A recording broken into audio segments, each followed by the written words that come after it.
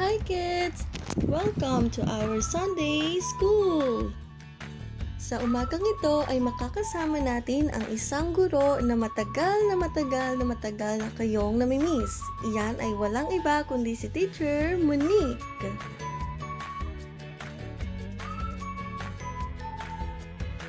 Ating pagbalik-aralan ang ating natutunan noong nakaraang linggo. Itinuro sa atin ni Teacher Judith ang dahilan kung bakit dapat lagi nating hanapin ang Panginoon sa ating puso. Una, dahil ang Panginoon ay ang ating kalakasan, tulad ng pagkain o biskwit. Sa tuwing tayo ay nanghihina, ang salita ng Panginoon ang nagbibigay sa atin ng lakas. Pangalawa, dahil ang ating Panginoon ay ang ating pag-asa. Katulad ng rainbow at unicorn, ang Panginoon ang mismong nagbibigay sa atin ng pag-asa at sa tuwing tayo ay nakakaramdam ng takot at pangamba, isipin lamang natin na ang Panginoon ay laging nariyan para sa atin. Pangatlo, ay dahil ang Panginoon ay Diyos ng pag-ibig. Nang dahil sa kanyang pagmamahal sa atin, ay ibinigay niya ang kanyang bugtong na anak na si Hesukristo upang tubusin ang ating kasalanan at upang siya ay ating makapiling sa langit sa kaniyang darating na pagbabalik.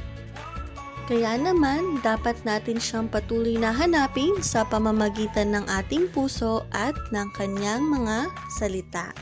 Palagi niyong tatandaan, patuloy nating hanapin si Jesus Christ sa ating puso dahil siya ang ating kalakasan, ang ating pag-asa, at ang ating pag-ibig.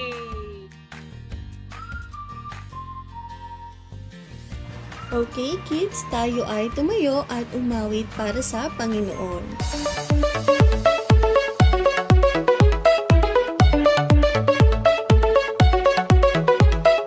God made me, He made everything. God loves me, He can do anything. If I run over here, if I run over there, God is everywhere, and He loves me. When I look up, up, up, I know He's real. When I look down, down, down, I believe what I found.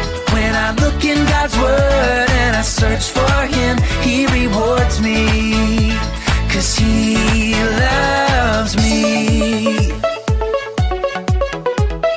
God made me, He made everything.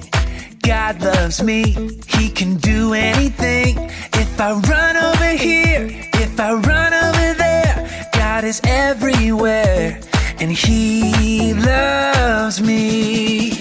When I look up, up, up, I know He's real. When I look down, down, down, I believe what I found. When I look in God's Word and I search for Him, He rewards me, 'cause He loves me. When I look up, up, up, I know He's real. When I look down, down, down, I believe what I found. When I look in God's Word and I search for Him, He rewards me, 'cause He loves me, 'cause He loves me, 'cause He loves me. Hi kids! Kamusta na kayo? At sana ang lahat ay nasa mabuting kalagayan at alam ko na matagal na tayong hindi nakapagkita upang matuto patungkol sa Panginoon. Pero hindi yan hadlang upang patuloy tayong makilala siya at sa araw na ito ay madadagdagan ang ating kaalaman patungkol sa Panginoon. Handa na ba kayong makinig? Very good! Kung mapapansin ninyo ay kakaiba ang suot ni Teacher Monique ngayon at may ginagaya siyang isang superhero. Kilala niyo ba kung sino ito? Sige nga, kung kilala ninyo, isigaw niyo ang sagot. 1, 2, 3. Very good! Yan ay si Wonder Woman. Siya ang aking napili dahil siya ang aking paboritong superhero nung ako'y bata pa lamang katulad ninyo. Alam ko na mayroon din kayong paboritong superhero. Sige nga, Sabihin niyo sa akin kung sino yan. Wow, oo nga. At alam ko ang superhero na iyan ay hinahangaan mo dahil mayroon siyang kakaibang taglay na kapangyarihan at mabuting kalooban na handang tumulong sa ibang tao na naaapi at handang labanan ang kasamaan o ang kadiliman. At sa araw na ito, bago tayo magpatuloy sa ating lesson, ay may mga bisita akong inimbita mula sa ating mga ate at kuya sa church upang makipaglaro sa ating game na pinamagatan kong Who's That Superhero? So, ang mechanics ng game na ito ay magpapakita ako ng 5 larawan ng mga superheroes na irerepresenta ng ating mga ate at kuya sa ating church. Ang bawat isang superhero ay may 2 points na katumbas at sa bawat tamang sagot na inyong ibibigay sa akin ay mayroon kayong heart. Handa na ba kayo maglaro? Sige, magsimula na tayo. Ayan, sino kaya ang ginagaya ni Kuya Paul? 3, 2, 1. Very good. Yan ay si Superman. Meron kayong 2 puntos. Ang susunod naman ay si Ate Patricia. Sino naman kaya ang superhero na kanyang ginagaya? 3, 2, 1. Okay, si Catwoman. Okay, si Kuya Patrick naman. 3, 2, 1. Yan, si Elastic Man. 2 points ulit sa inyo. Ang sunod ay si Kuya Joairus. 3, 2, 1. Yan ay si Spider-Man. At ang panghuli naman nating kalahok ay si Kuya Mac. 3, 2, 1. Very good. Yan ay si Batman. Oh, very good naman. Ang dami niyong nasagutan. Naka 10 points ba kayo? Wow, very good naman kung oo.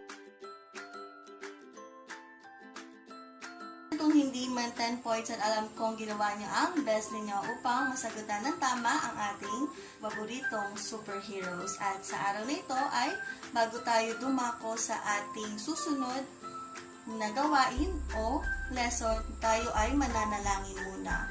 At ako ang maglilid sa inyo sa panalangin. Iyuko natin ang ating mga ulo at ipikit ang ating mga mata. Panginoon, po namin pinakadakila sa lahat, maraming salamat po sa araw na ito na kami po ay makakapag-aral ng inyong salita. Patuloy niyo po kaming gabayan at pag-ingatan. Ang lahat ng ito ay aming dalangin sa pangalan ni Jesus. Amen. Sa lahat ng nabanggit nating superheroes kanina, ay alam kong napakarami nilang kakayahan o kapangyarihan na itinataglay na talaga namang ating hinahangaan. Pero alam nyo ba, may ipapakilala ko sa inyo ngayon na mas higit pa sa kanila dahil siya ang tagapagligtas natin at hindi lamang iisang kapangyarihan ang mayroon siya dahil siya ang pinakamakapangyarihan sa lahat. Handa na ba kayong makilala siya? Kung ganoon, tayo ay magsisimula na. Kung inilikha ng Panginoon ang mundo, pati na rin ang tao, ay perpekto ang lahat. Ngunit nagkasala sila Eva at Adan sa Panginoon kaya naputol ang ugnayan natin sa Kanya. Nang dahil sa pagmamahal niya sa atin, ay ibinigay niya ang kanyang buktong na anak na si Jesucristo upang maging tagapagligtas natin, upang maputol na ang sumpa ng ating kamatayan ng dahil sa kasalanan.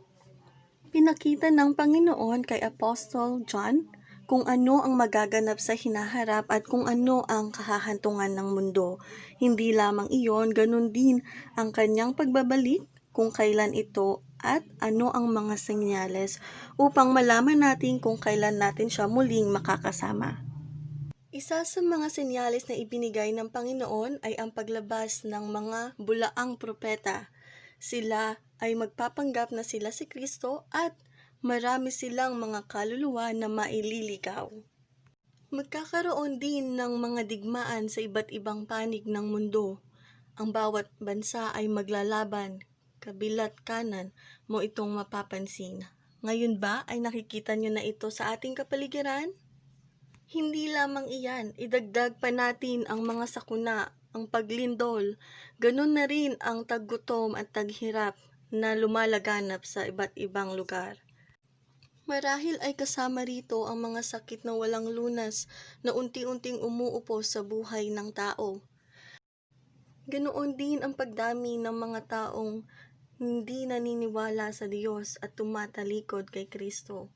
Oo, ang lahat ng ito ay mga senyales na ibinigay ng Panginoon na siya ay parating na. Ngunit ang sabi niya sa atin ay, huwag kayong mabalisa sapagkat ang mga bagay na ito ay kinakailangang mangyari, ngunit hindi pa ito ang wakas. Lahat ng ito ay naisulat na sa Biblia at totoong mangyayari sa hinaharap.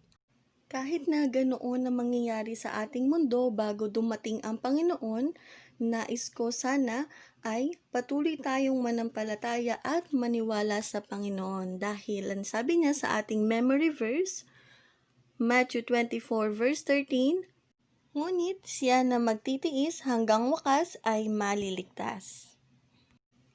Kung ang lahat ng ito ay mga senyales ng muling pagbabalik ng Panginoon, isa rin itong senyales o palatandaan na kailangan talaga ng tao ng tagapagligtas. Alam kong ang lahat ng mga senyales na ito ay maaaring bumuo ng takot o pangamba sa ating puso. Pero alam niyo ba na ang pangako ng Panginoon ay hindi nagbabago at sinabi niya huwag tayong mangamba dahil hindi niya tayo pababayaan. At alam niyo rin ba na ang mga taong makaliligtas ay ang mga taong naniniwala at nananampalataya sa Kaniya. Kung hindi ka pa nakatitiyak sa iyong kaligtasan ay hindi pa huli ang lahat. Maaari mo pang tanggapin ang Panginoon sa iyong puso at isip bilang Panginoon at tagapagligtas. Kung hindi mo alam ang paraan, ito ay simple lamang. Una, letter A. Acknowledge that you have sinned. Ibig sabihin, tanggapin mo ng buong puso at isip na ikaw ay nagkasala o makasalanan dahil lahat tayong mga tao ay hindi perpekto at nagkasala sa Panginoon. Kailangan lamang natin na aminin ito at tanggapin ng lubusan. Pangalawa, letter B. Believe in Jesus Christ. Tanggapin natin at maniwala tayo na ang Panginoong Jesus lamang ang makapagliligtas sa atin.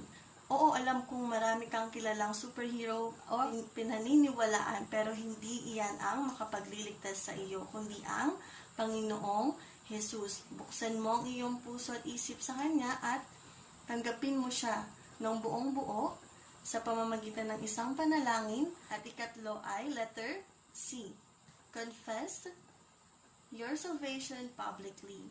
Ibig sabihin ay ipaalam mo sa ibang tao ang kaligtasan na iyong natanggap at kung sino ang iyong Panginoon at tagapagligtas. Kung gagawin mo ito ng buong puso at walang pag-aalinlangan ay nakatitiyak ako na handa ka na sa muling pagbabalik ng Panginoon. Iyan lamang ang